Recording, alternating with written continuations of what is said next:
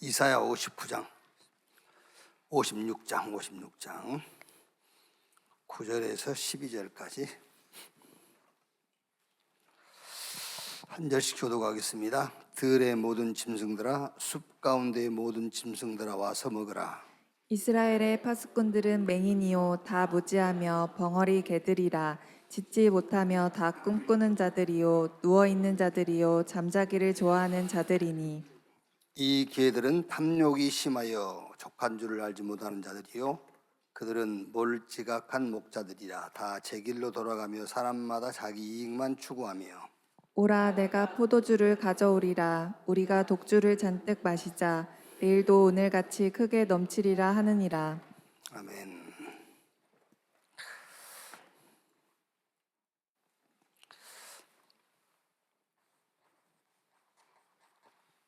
바벨론 포로로 끌려가기 직전 이스라엘 지도자들 파수꾼의 영적 상태를 얘기하고 있죠.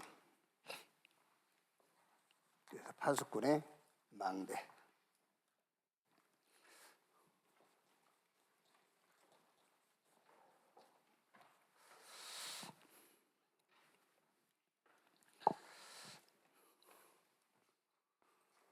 (356번째) 망대인데요. 우리가 구해야 할 양식이죠. 우리가 구해야 할 양식. 어떤 양식을 우리가 구해야 되냐? 이사야 55장 1절에서 5절.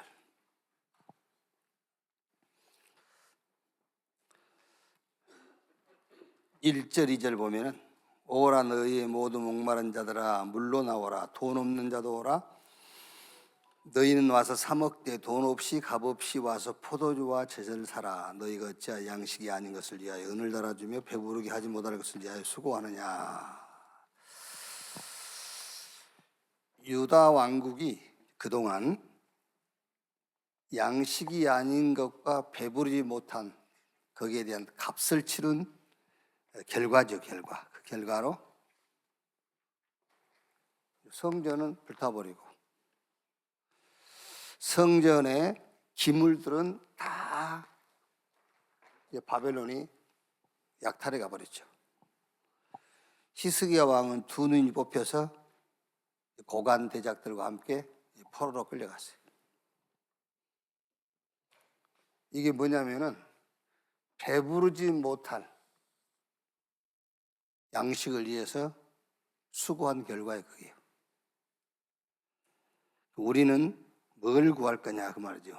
55장 3절에 너희는 귀를 기울이고 내게로 나와 들으라. 그리하면 너희의 영혼이 살리라. 내가 너희를 위하여 영원한 언약을 맺으리니 곧 다윗에게 허락한 확실한 은혜이니라. 우리가 듣고 구해야 할 양식, 다윗에게 허락한 확실한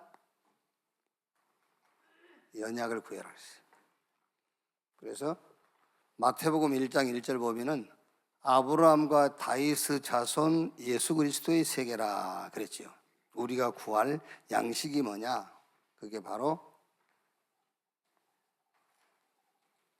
예수 그리스도와 그의 나라, 이거를 구하는 것이 우리 양식이야. 그러니까 여러분, 오늘 말씀에서 왜 유다 왕국이 저렇게 바벨론에 처참하게 짓밟혔느냐? 그동안 유다 왕국이 구한 게 뭐냐면은 배부르지 못할 양식을 위해서 값을 치르고 그 결과예요. 그래서 우리가 듣고 구해야 될 것이 뭐예요? 다윗에게 약속한 확실한 언약. 그게 뭡니까? 예수 그리스도와 하나님의 나라. 이걸 구하라 그 말이야. 그래서 우리는 이걸 구해야 되겠죠. 237 5천 종족을 치유하는 영적 섬이 되도록 이걸 구해야 돼요.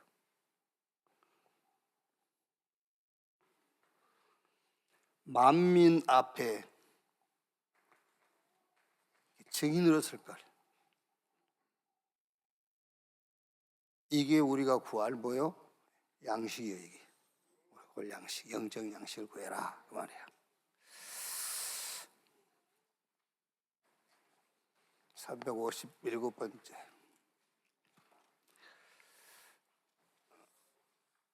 승패의 도구 생각입니다.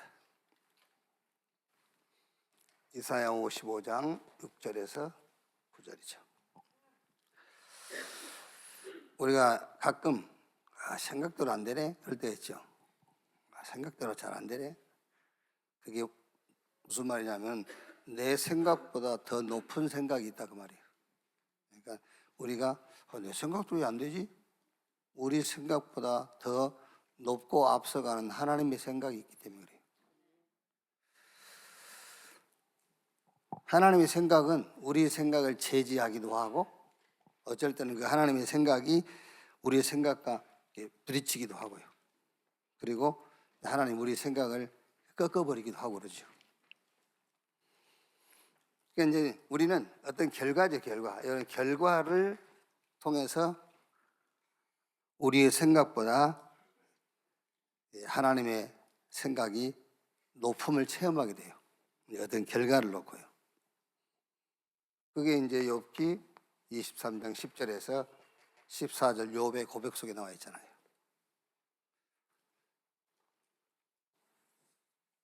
우리 생각보다 하나님의 생각은 더 높다. 그러니까 여러분, 우리 인간은 영적이고 육적인 존재예요. 영적인 존재면 육적인 존재. 우리 원래 인간은 이 지적 능력이 어마어마했잖아요. 특히 하나님이 만든 수천 동식물의 이름을 아담이 다 지었어요. 그러니까 그 지적 능력은 어마어마한 거예요. 그게 범죄로 그 지적 능력을 상실했잖아요. 근데 여러분 우리가 잘 알아야 될 게 하나님의 형상을 회복했단 말은 지적인 능력도 회복됐단 말이죠. 그죠? 아니, 하나님 형상이 회복됐으니까 지적인 능력, 어마어마한 능력도 회복됐단 말이잖아요. 그게.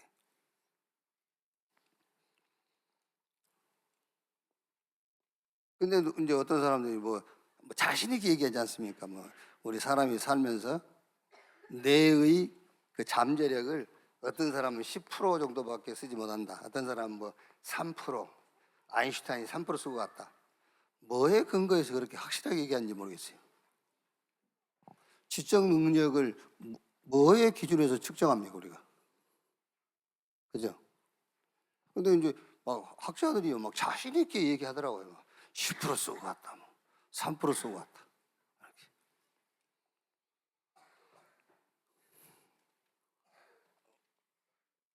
죄인이 의인되는 순간에 지적인 능력도 동시에 회복된 거예요. 다 회복됐어요. 근데 그걸 못 쓰고 있잖아요. 그게 뭔지 아세요? 생각이 딱 묶고 있는 거예요, 그거를.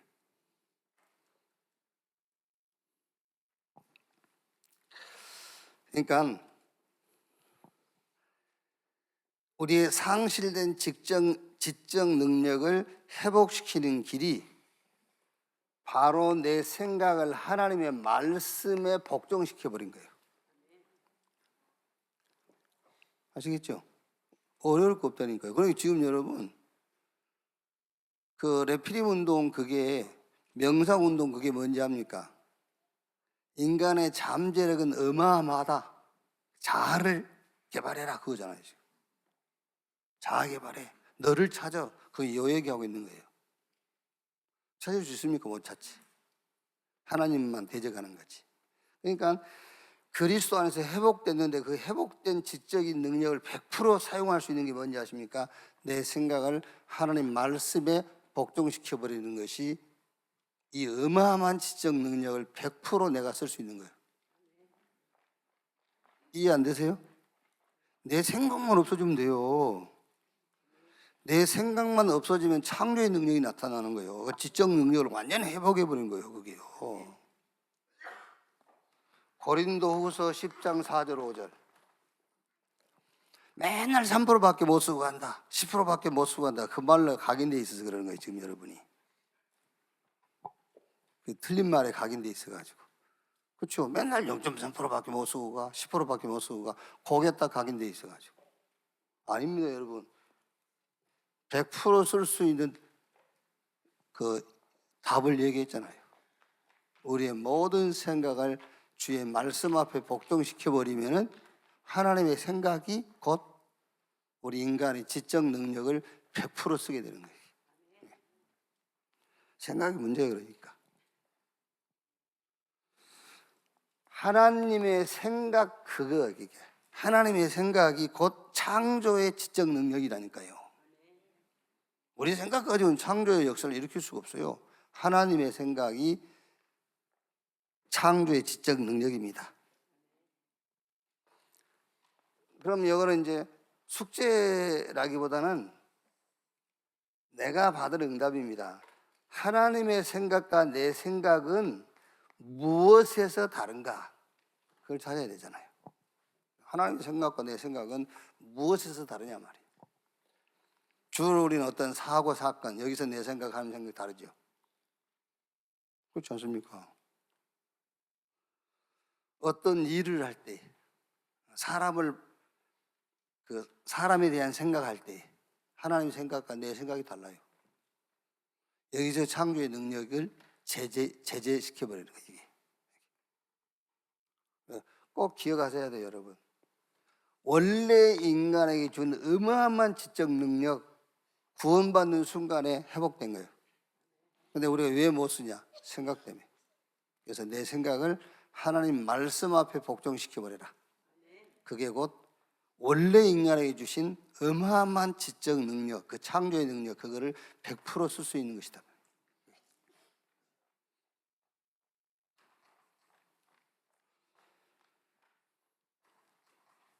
358번째 망대입니다. 말씀의 결국. 말씀이 어떻게 마무리되느냐 그 말이죠. 말씀이 나왔으면 마무리가 돼야 될 거 아닙니까? 그게 말씀의 결국. 이사야 55장 10절에서 13절. 이사야 55장 10절 11절 보면, 이는 비와 눈이 하늘로부터 내려서 그리로 되돌아가지 아니하고 땅을 적셔서 소출이 나게 하며 싹이 나게 하여 파종하는 자에게는 종자를 주며 먹는 자에게는 양식을 준 것 같이, 이와 같이 내 입에서 나가는 말도 이와 같이 헛되이 내게로 되돌아오지 아니하고 나의 기뻐하는 뜻을 이루며 내가 보낸 일에 형통함이니라. 그렇죠. 비가 내려가지고 다시 하늘로 올라가지 않죠. 올라가죠. 수증기로 올라가는데 비가 내리는 역할이 있다 그 말이에요. 땅에 내려가서 수증기로 다시 올라가려고 비를 내리는 게 아니에요. 이렇게 이제 파종된 식물들을 우미 돋게 하고 싹이 나서 열매 맺게 하도록 하는 거란 말이에요. 이와 같이 하나님이 내 입에서 나오는 말도 그 말이에요. 헛되이 내게 돌아오지 않고 그 결과가 있다. 말씀의 결국 한번 우리가 성경 확인해 보면은 창세기 1장 1절로 13절에 창조 때 하나님이 가라사대, 하나님이 말씀하시기를, 그 말이에요. 하나님의 말씀이, 하나님 위에서 말씀이 나왔단 말이에요. 근데 여기 뭐다 되어 있죠? 그대로 되니라 그랬어요. 말씀의 결국, 말씀의 마무리는 말씀 그대로 되니라. 그러니까 말씀을 듣는 거예요. 말씀 그대로 되니라. 그러니까 사도행전 27장 25절에도 바울이 뭐라 했죠? 말씀하신 대로 될 것을 나는 믿노라 그랬잖아요. 말씀대로 되니라. 에스겔 37장 1절에서 10절에는 뭐지요? 말씀이 임하니까는 그들이 곧 살아나서 그랬어요. 이거 말씀의 결과예요. 그들이 곧 살아나서.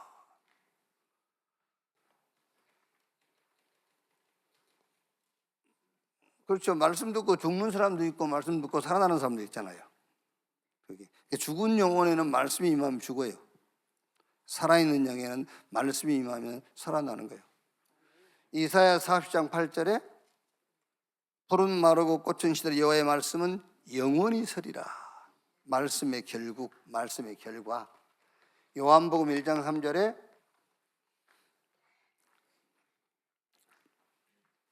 하나도 그가 없이는 된 것이 없느니라 그랬어요. 말씀 없이는 된 것이 없다. 히브리서 4장 12절 말씀은 살아있고 운동력이 있어 좌우의 날선 어떤 검보다도 예리해서 우리의 영과 홍과 및 관절 골수를 찔러 쪼개고 남음있다. 그래서 여러분 요 말씀대로요, 말씀이 한번 하나님 입에서 나오면 그 말씀은 결과가 있어요. 결과. 말씀의 결국 그대로 되니라. 곧 살아나서 그 말씀은 영원히 있어요. 영원히. 그 말씀 없이는 되어진 것이 하나도 없다 그랬어요.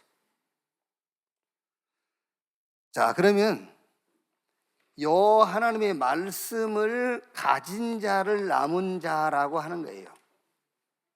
요 말씀 가진 자를 남은 자다. 그래서 여러분 지금 물론 이제 그럴 수도 있습니다. 우리가 너무 이렇게 사람 속을 들여다봐서 좀 그것도 문제인데, 왜 역사의 인물들은 그 만들잖아요. 사람들이. 정말 이순신이 그렇게 했을까? 신인가? 신이에요. 신. 이순신 장군 싸우는 거 보면은 신과 비슷해. 역사적인 인물을 이렇게 만든다라고 하지 않습니까? 이제 뭐 그렇게 했겠죠. 근데 사실 그대로 하면은 영웅이 될 수 없잖아요. 그러니까 영웅을 만드는 거죠. 그러니까 이제 우리가 응답받은 사람들이 이렇게 간증하는 걸 보면은 말씀을 먼저 붙잡았다고 얘기를 하더라고요. 그게 맞는 거예요. 그게 맞는 건데, 말씀을 먼저 붙잡았는지 역사가 일어난 다음에 정리를 해보니까는 말씀을 내가 잡아야 되겠구나 했는지 그건 알 수 없지만, 어쨌든 응답받은 사람들의 이렇게 자기 포럼을 하는 걸 들어보면은 항상 특징이 하나 있어요. 그게 뭐냐면은 말씀을 먼저 잡았어요. 말씀을 언약으로 딱 잡았어요. 그러면서 그 언약을 붙잡고 쭉 그 말씀 따라가는 과정 속에서 어떤 응답이 왔을 때 도전해서 항상. 그러니까 하나님 입에서 나오는 말씀이 그대로 되니라 그랬잖아요. 결국 말씀은 결국이 있는 겁니다. 결과가 있어요. 마무리라는 게 있다. 어떻게 끝나느냐? 끝나는 게 있어요. 그 말씀을 가진 자를 남은 자라고 해요.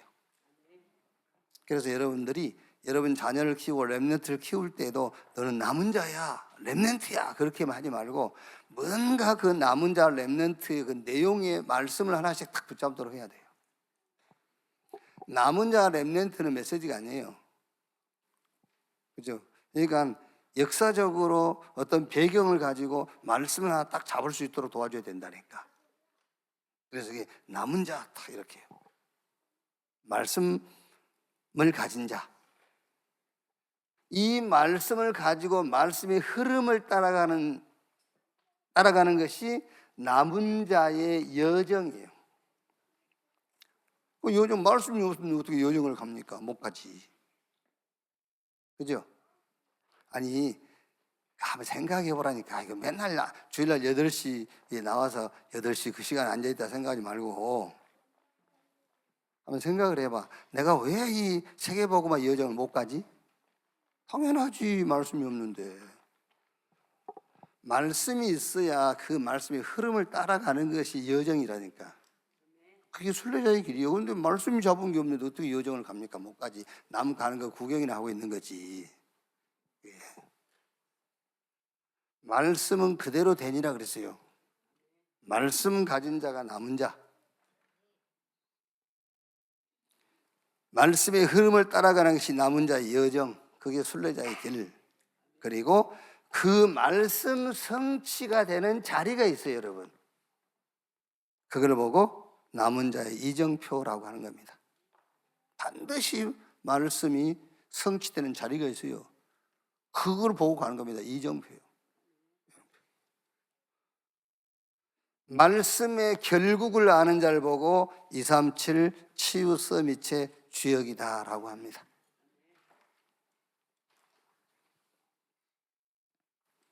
359번째요.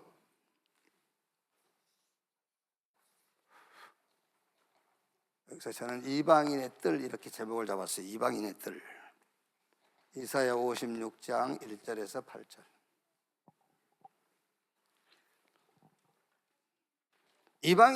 이방인의 뜰 하는데 저와 여러분이 가는 모든 장소가 곧 이방인의 뜰이에요. 여러분 어디 가든지요. 거기가 이방인의 뜰입니다. 이방인의 뜰을 만드세요. 그게 여러분 가는 그곳에.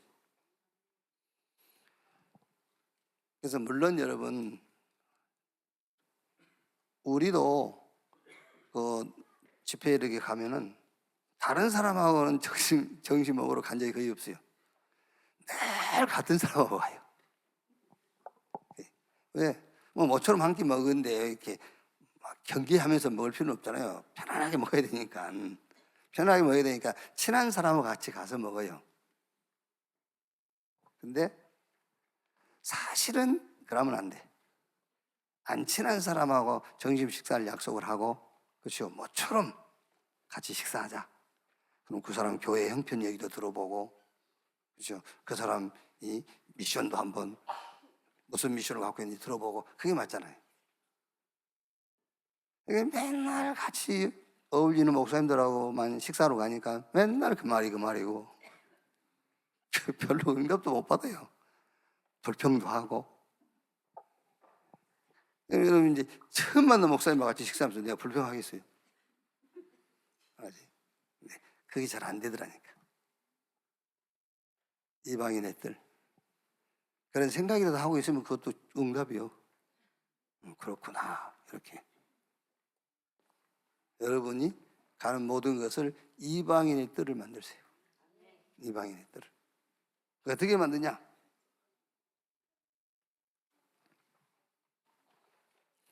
거기서 이방인들이 안식가, 그 말은 안식과 안식일은 좀 다른 말입니다. 안식은 구원을 말하고요. 안식과 영원한 이름을 얻게 되도록. 영원한 이름이라는 것은 신분을 말하지 않습니까? 이제 영원한 이름, 신분. 요 이방인의 뜰, 내가 가는 장소가 이방인의 뜰인데 거기서 이런 일들이 벌어지는 거잖아요. 그들이 안식을 얻고 영원한 이름을 얻게 되리라. 구원을 얻고 영원한 신분, 하나님의 자녀. 그럼 여러분 우리가 신앙의 발판 7번째, 내가 서 있는 그곳이 선교지 그랬잖아요. 그러면서 임마누엘의 축복과 그 말은 이 안식일을 그랬지. 안식일 이거는 이제 임마누엘의 축복, 하나님이 나와 함께하는 축복을 누리는 거예요. 안식일은. 그러니까 안식은 구원이요. 안식에 들어가리로다. 그 말은 구원을 얘기하는 것이고, 이제 안식일 그거는 이제 구원을 누리는 걸 말해요.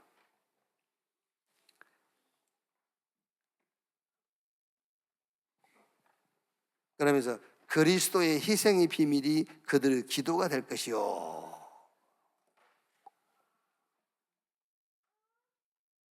결국은 여러분 여기서 이제 이 사람들 뭐라 하죠? 아까 여기 처음에 얘기했던 것처럼 예수 그리스도와 그의 나라를 구하는 그리스도의 희생이 그들의 기도가 돼 이제 이렇게 된단 말이에요. 그래서 항상 생각하세요. 내가 가 있는 그곳이 이방인의 뜰이다. 그렇죠? 여러분 내가 간 거기서 구원의 역사, 신분이 바뀌고 그래야 그 사람들이 안식일을 이제 누리게 돼. 임마누엘 하나님 나와 함께. 그리고 이제 그들이 구하는 것이 뭐죠? 그들이 구하는 것이 그리스도와 그리스도의 나라를 구하게 된단 말이에요. 희생, 그리스도의 희생이 그들의 기도가 돼.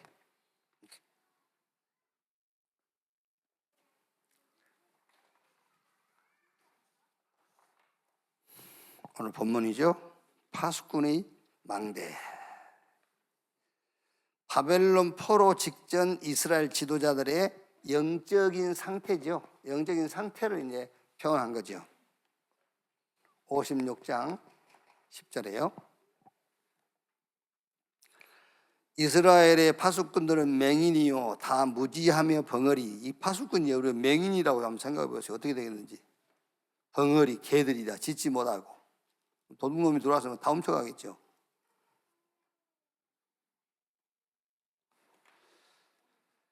다 꿈꾸는 자들이요 누워있는 자들이요 잠자기를 좋아하는 자들이니 이 개들은 탐욕이 심하여 족한 줄을 알지 못하는 자들이요 그들은 몰디가 간 목자들이라.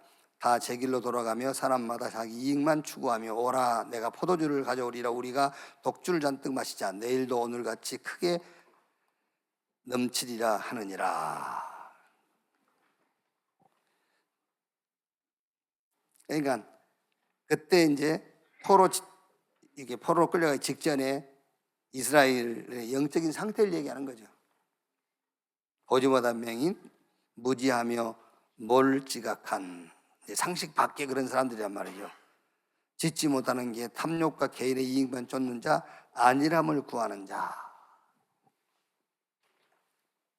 자, 하나님이 저와 여러분을 파수꾼으로 불렀어요. 그러면 꿈꾸는 자 그러는데 파수꾼의 꿈은 어떤 꿈이냐 그 말이에요. 파수꾼의 꿈은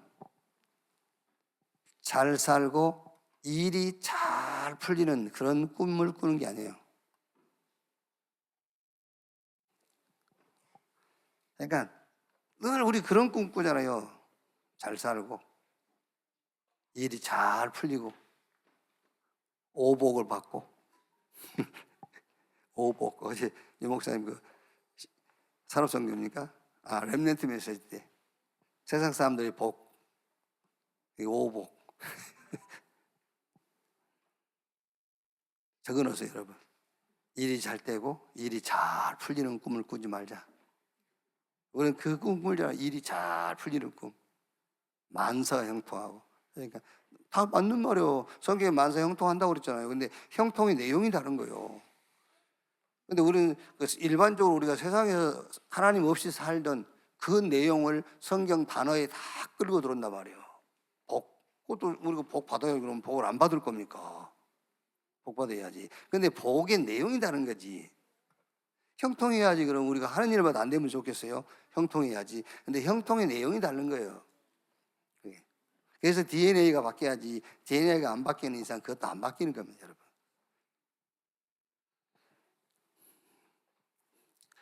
파수꾼의 꿈은 일이 잘 되고 일이 잘 풀리는 그런 꿈이 아니라 이 꿈입니다. 생명운동이 일어나는 꿈. 그리고 현장에 제자가 세워지고, 세우란 말이 아닙니다, 여러분. 이 꿈과 비전을 가지라니까요. 생명운동이 일어날 꿈. 제자가 세워지고 우리 후대들이 일어나서 세계복음화 주역이 되어지는 복음운동의 꿈을 꾸는 거다. 그 꿈을 꾸세요. 복음운동의 꿈. 나는 어릴 때 그게 아직 각인되어 있는지. 왜 하기야 여러분들은 어릴 때 얘기하면 잘 모르겠다. 신발 뭐 학교 들어가면은 1년 내내 그 신발 한 컬이잖아요. 막 어쩔 때는 그때는 이제 기술이 좀 안 좋아서 그런지 이게 혓바닥이 잘 떨어져 있잖아요. 신발 혓바닥. 그래 막 덜렁덜렁 하고 다니고. 그러면 이제 본드로 붙이면 또 본드도 질이 안 좋은 거라 또 떨어지고 막 이래. 그래가지고 남의 신발을 바꿔 신고 가는 친구들이 많이 있었어요. 그러니까 신발 도둑놈들이 많아요. 신발 도둑놈이 많이 있었다니까요. 그래서 그런지 지금도 저는 잠잘 때는요, 꿈꿀 때 신발 잃어버린 꿈을 많이 꾼다니까. 신발 찾다가 잠 깨고. 이제 복음의 신발이라고 있는데 지금 내가 복음의 신발을 잊어먹었나 그래요. 현장을 놓쳐서 그러나 현장 가란 말인가 막 이런 생각도 들고.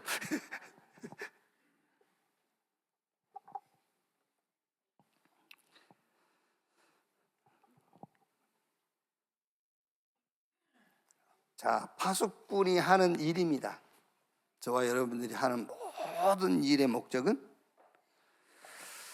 내 개인의 이익을 추구하는 것이 아니라 하나님의 나라의 일을 구하는 겁니다. 하나님 나라의 일. 그러니까 여러분, 그 예수님이 그 사복음서에는 하나님 나라의 일을 말하지 않았어요. 하나님의 나라만 얘기했어요. 그게 구원이에요, 구원. 그런데 하나님 나라가 우리에게 임하는 구원이잖아요. 죽고 부활하신 이후에 하나님 나라의 일을 40일 동안 얘기한 거예요. 하나님의 나라는 이미 말씀하셨고, 흑암이 멀어지는 하나님의 나라, 신분이 바뀌는 하나님 나라는 예수님 공생의 기간에 다 얘기해서 처음부터 얘기하셨어요. 기도 가르칠 때도 얘기했고, 하나님 나라 얘기하고, 죽고 부활하신 이후에는 하나님 나라의 일을 40일 동안 얘기한 거예요. 여기 전도와 선교입니다. 어떻게 하느냐? 오직 성령 충만 받아서. 그게 하나님 나라의 일을 했다. 그러니까 이제 구원받은 저와 여러분이 모든 일은 우리 개인의 이익을 구하는 게 아니에요. 우리 개인이 이익 받을 것은 하나님 나라 임함으로 다 받았어요. 아멘. 그러니까 여러분, 왜 이게 진짜 그 축복으로 와 닿지 않느냐면, 하나님의 나라 임한 게 아직 뭔 말인지도 모르고 그 체험도 안 돼서 그런 거잖아요. 하나님 나라가 임해버림으로 우리의 이익은 다 끝났다니까. 그러면 이제 남은 건 뭡니까? 예수님께서 죽고 부활하신 이후에 남은 건 얘기한 겁니다. 하나님의 나라의 일. 우리 개인의 이익 얻을 거 하나도 없어요. 이제 하나님 나라 임함으로 끝났고, 하나님 나라의 일을 구하는 것이다.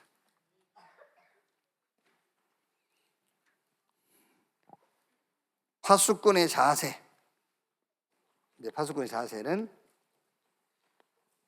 이거 다 성경 본문에 다 있는 내용이니까요. 안일함을 구하지 않습니다. 안일함. 그 안일함이 뭐죠? 편안, 편리. 우리 자꾸 그걸 구하잖아요. 편안하고. 그게 아니고 하나님의 복음을 향한 전심입니다. 전심. 하나님의 복음을 위한 전심. 바울이 빌립보 3장 21절 24절. 내가 한 것, 앞에 있는 것, 뒤에 있는 것 다 잊어버리고 하나님 위에서 부르신 그 상급 앞에 있는 것을 보고 달려간다. 편안함이 아니고 앞에 있는 것. 그래서 강주의 이병무 목사님이 한 7년 전인가 동생한테 이제 교회 맡기고 안식년 간다고 차 다 팔고 했잖아요. 차 다 팔고 이제 마지막 유목사님한테 이제 결제 받으려고 온 거예요. 원래 그 전도 합숙 담당하셨잖아요. 그 전도 합숙을 이제 누구한테 맡길 건가 이러면서 이제 괜히 나를 끌고 가가지고 전도 합숙 지훈이한테 맡기고 저는 1년간 안식년 갔다 온다니까. 지훈이는 캠프만 하면 되고, 야, 나도 안식년을 안 하는데 네가 왜 안식년을 해?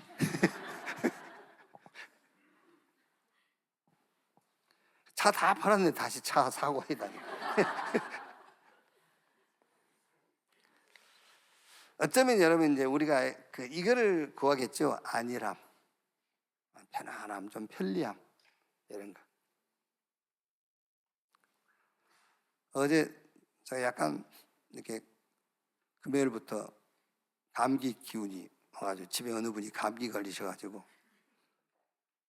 이제 같이 이렇게 이제 시공간을 초라하다 보니까는 몸이 이상해져 갖고는 저는 큰일이잖아요. 같이 계신 분이야 주일날 설교 안 하니까 괜찮지만은 저는 주일날 이게 안 나오면 이제 큰일이잖아요. 막 엄청 노력을 했어요. 막 주사 맞고 약 먹고 막 어젯밤에 2봉지 털어 먹고 오늘 다행히 이제 괜찮은데요. 뭔 말이냐면은, 그러니까 어제 제가 저기를 안 갔다니 서울을요. 어느 학교에. 얼마나 편한지. 이게 진짜 편하긴 편하더라고요. 몸은 편해. 물론 메시지도 이제 다 영상으로 듣긴 했습니다만 몸이 얼마나 편한지. 근데 여러분 그게 계속 반복된다고 한번 생각해 보세요. 몸이 편한 걸 끝난 게 아니라 영도 죽어. 근데 우리는 자꾸 안일함, 자꾸 편리함에 빠져. 그래서 전도자는 안일함을 추구하는 게 아닙니다. 편안함을 추구하는 게 아니에요. 복음을 위하여 전심을 다하는 거예요. 복음을 위해서. 그게 자세예요. 이렇게. 이걸 보고 무너지지 않는 파수꾼의 망대라고 하는 겁니다. 여러분이 파수꾼의 망대, 7가지 망대도 다 여러분이 외우고 기도해야 되겠지만은 이렇게 우리 망대는 어떤 망대를 세워야 될 것이냐. 늘 우리는 잘 살고 일이 잘 풀리는 그런 망대만 계속 세우거든요. 그런 망대 세우지 말고 생명운동 일어나는 망대, 제자 일어나고 렘넌트가 세계복음 언약 붙잡고 세계복음의 주역으로 일어나는 그런 복음의 망대, 이걸 세우란 말이야. 그게 망대 세우는 거예요. 우리가 일을 할 때도 내 이익을 구하지 말고 하나님 나라의 일을 구하고, 우리의 자세도 안일함을 구하지 말고 복음을 위해서 내가 전심을 향해서 달려간다, 도전한다. 그런 망대, 그게 망대요. 그 망대를 세워라. 견고한 망대.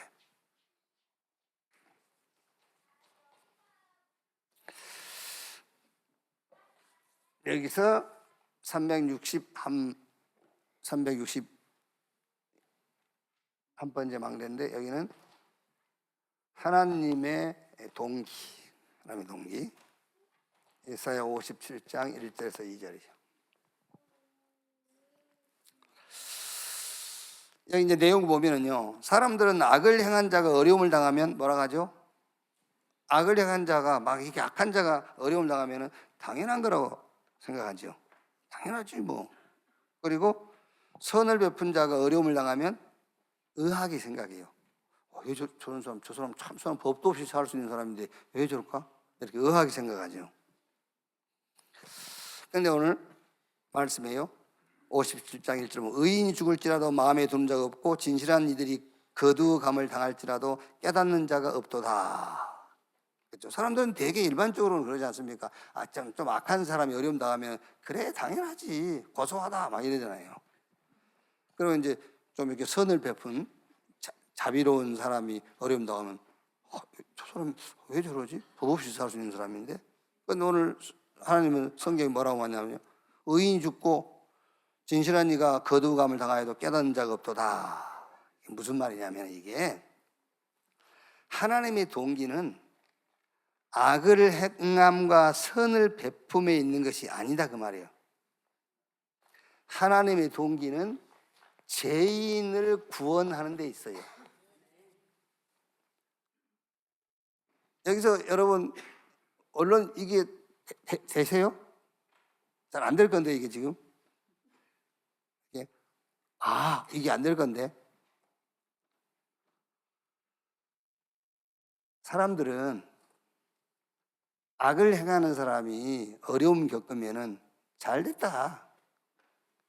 근데 좀 이제 자비를 베풀고 선한 행동을 많이 한 사람들이 어려움 당하면 참 왜 저러지, 저 사람 법 없이 살 수 있는 사람인데, 그런단 말이에요, 우리는 일반적으로. 근데 오늘 여기서 이 말씀이 무슨 말이냐면은, 너희가 왜 못 깨닫느냐는 거예요. 진실한 사람, 의인이 먼저 죽어. 의인이 어려움을 당해. 너가 왜 못 깨닫냐 그 말이잖아요. 하나님의 동기는 그런 데 있는 게 아니야 그 말이에요. 일찍 죽고 그런 데 있는 게 아니야. 죄인을 구원하는 데 있어 그 말이에요.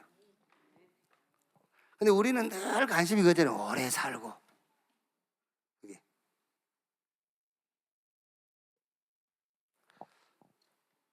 그래서 하나님의 동기는 먼저 죽고 나중 죽고 생활의 편리함과 불편함이 있는 것이 아니다 그 말이에요.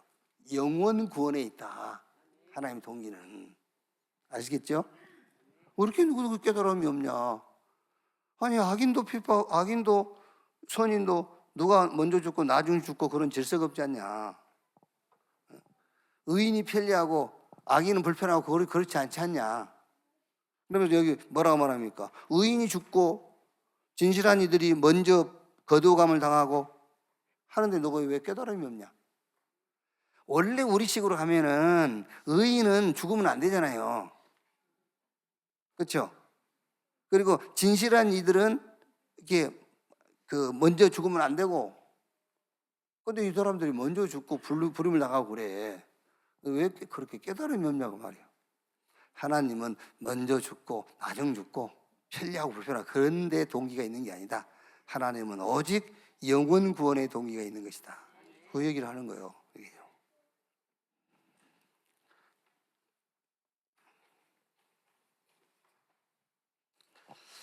오늘 아침인데요. 응답하실 수 없는 이유입니다. 하나님이 응답하실 수 없는 이유. 이사야 57장 11절에서 13절.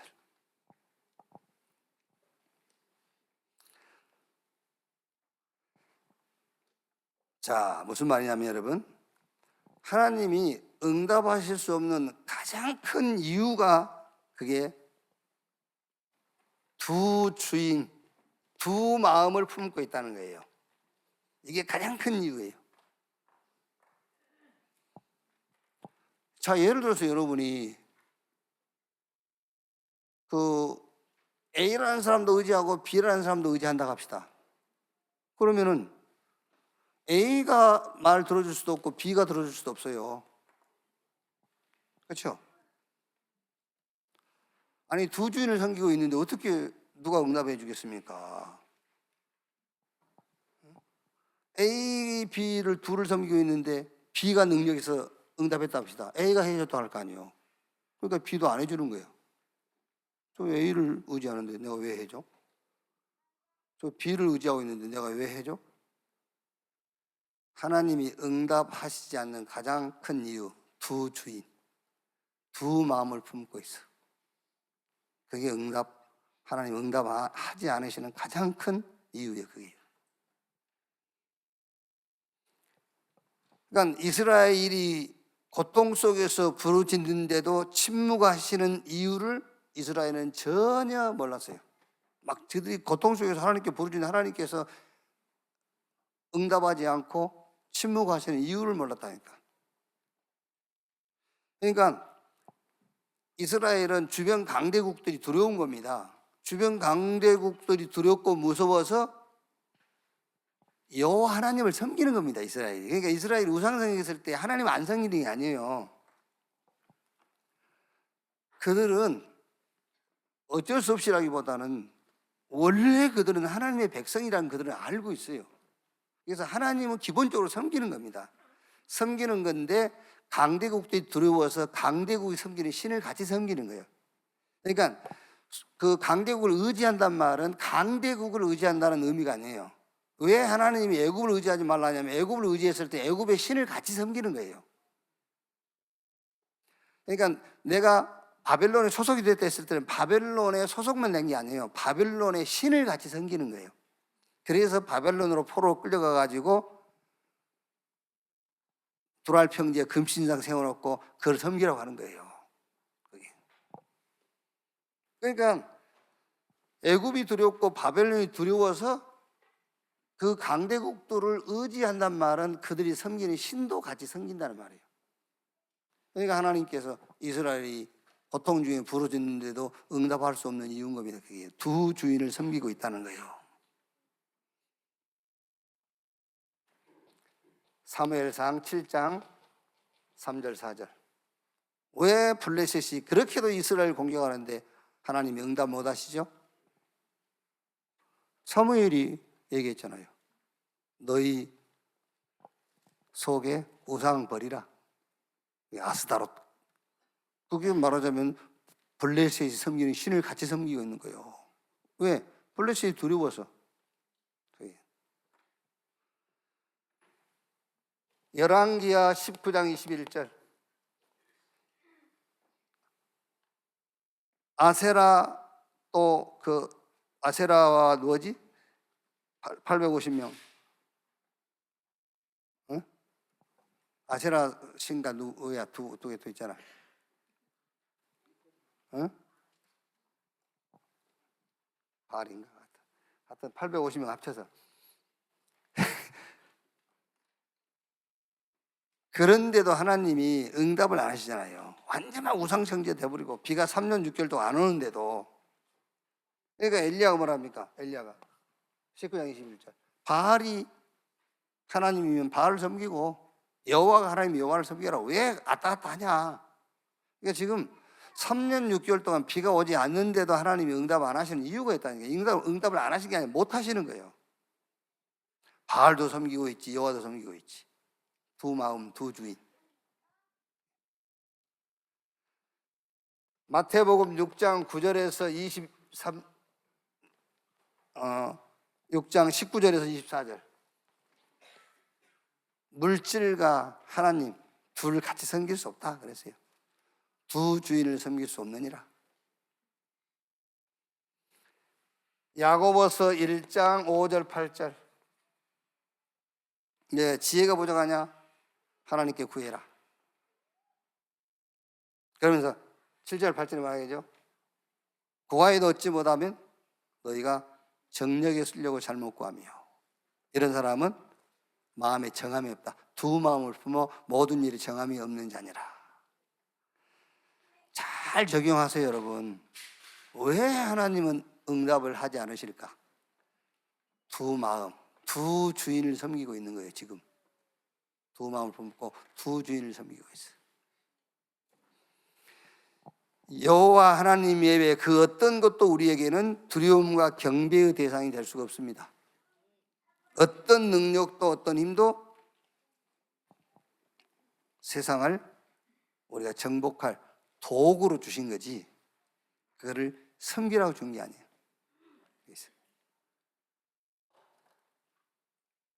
왜 탐심을 우상숭배라고 하는지 아십니까, 여러분? 탐심은 우상숭배니라. 왜 그렇겠어요? 탐심이 왜 우상숭배입니까?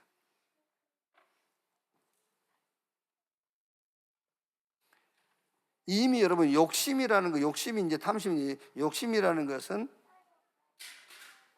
내가 하나님을 섬기고 있어요. 여러분 우리는 지금 나하고는 별개 문제라고 생각하면 여러분 틀린 거예요. 여기서 하나님 안 섬기는 사람이 어디 있어요? 다 하나님 섬기지. 하나님 섬기면서 다른 게 또 있다니까. 그게 주인을 또 둔 거예요. 두 주인. 그래서 하나님이 응답하지 못하시는 가장 큰 이유예요. 두 주인, 두 마음. 여호와만 하나님입니다. 그만 섬겨야 돼요. 그분만 섬겨야 돼요.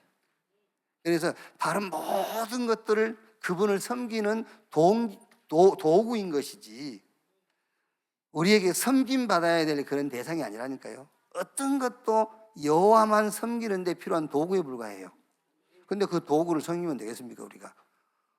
그 도구에 대한 탐심을 갖고요. 그게 우상이란 말이에요. 그래서 오직 오늘 2부 설교 제목처럼 오직 예수 외에는 아무도 보이지 아니하더라. 그게 끝이에요. 누가 저한테 와서 뭔 상담을 하면은 저는 그렇게 얘기해 주겠어요. 언제 응답되느냐? 오직 예수 외에는 아무도 보이지 아니하더라. 그날이 네가 응답받는 날이다. 오직 예수 외에는 아무도 보이지 아니하더라. 그때가 응답받는 날이다. 주기도문으로 마치겠습니다. 하늘에 계신 우리 아버지여, 이름이 거룩히 여김을 받으시오며 나라의 임하옵시며 뜻이 하늘에서 이룬 것 같이 땅에서도 이루어지니라. 오늘날 우리에게 일용할 양식을 주옵시고 우리가 우리에게 죄 지은 자를 사해 준 것 같이 우리 죄를 사해 주옵시고 우리를 시험에 들지 말게 하옵시며 다만 악에서 구하옵소서. 대개 나라와 권세와 영광이 아버지께 영원히 있사옵나이다. 아멘. 기도에 마치겠습니다.